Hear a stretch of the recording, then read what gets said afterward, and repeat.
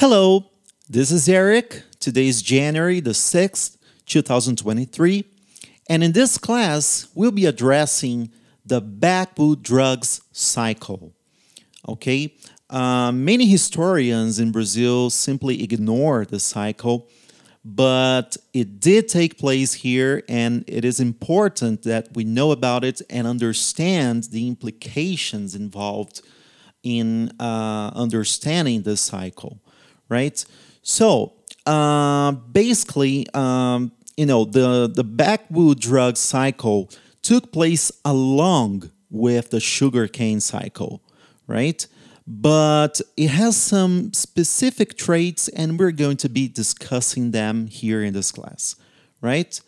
Okay, so in this picture, you have the product called Guaraná, one of the backwood drugs, or backland drugs. You may find this other term too on the internet, right? And nowadays, you can find Guaraná abundantly here in Brazil. If you want to taste some Guaraná you've never tasted before and you want to taste it, you may travel to Brazil and you will find lots of it here.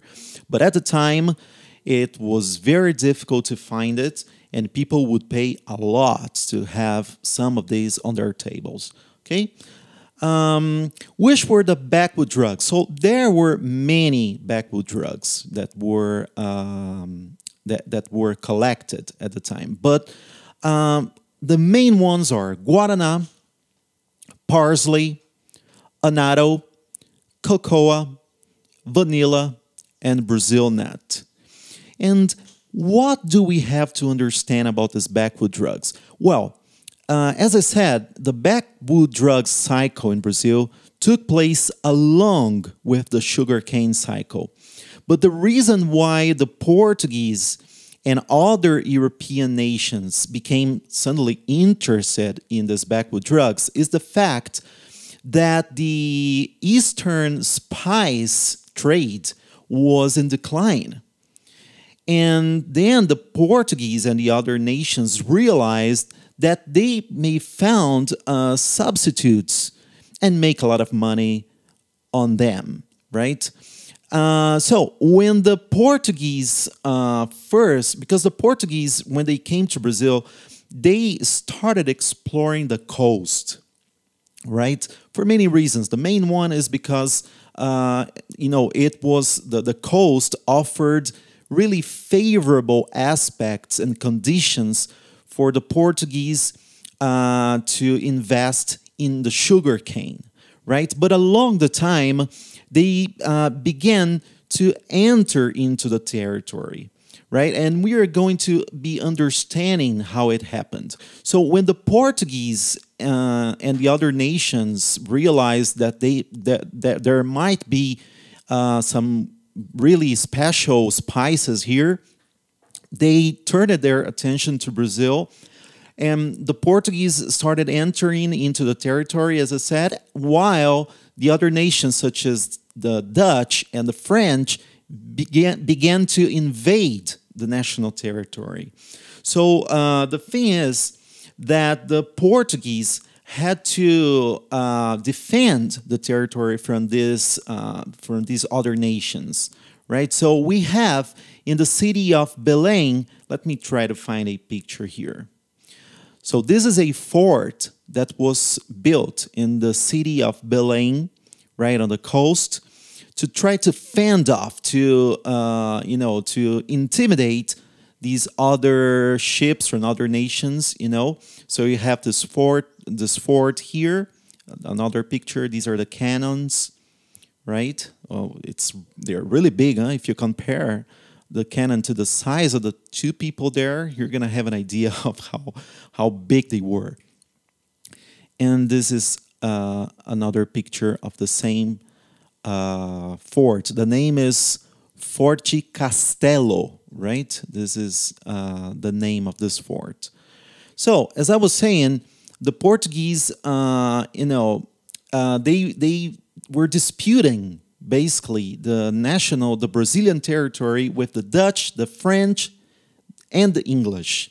And we are going to be discussing in more details the French, invasion and the Dutch invasion as well in future classes, okay?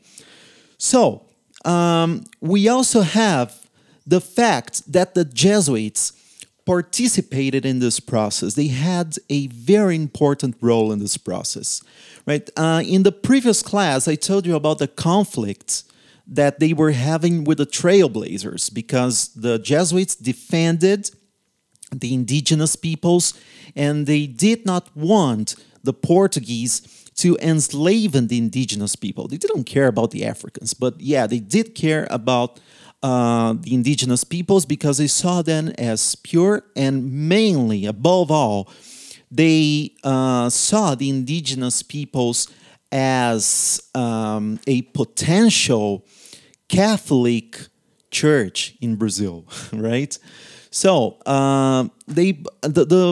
with this conflict, you know, that there was that was happening between the Jesuits and the Trailblazers, the Jesuits little by little started to scatter around across the territory, and they populated the north, the south of the country, and other regions as well. Oops, let me go back here.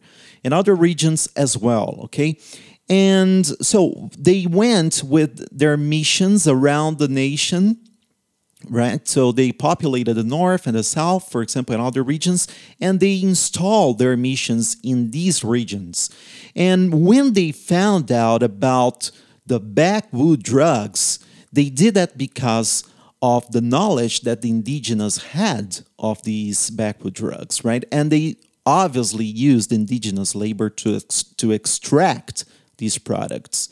And they fed an European market and made money through these backwood drugs.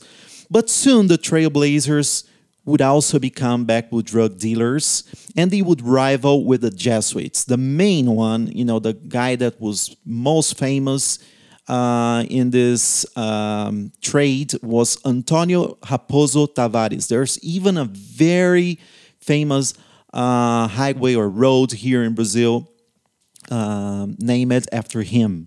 So the trade declined in the 18th century, right, because of the gold cycle. Gold was found in Minas Gerais, then in Goiás, and in other places around Brazil as well. So not only the backwood drug cycle would suffer because of this discovery, but also the sugarcane cycle would decline due to the discovery of gold. But this is going to be something we'll be discussing in another class. So thank you so much for watching, and see you in our next class.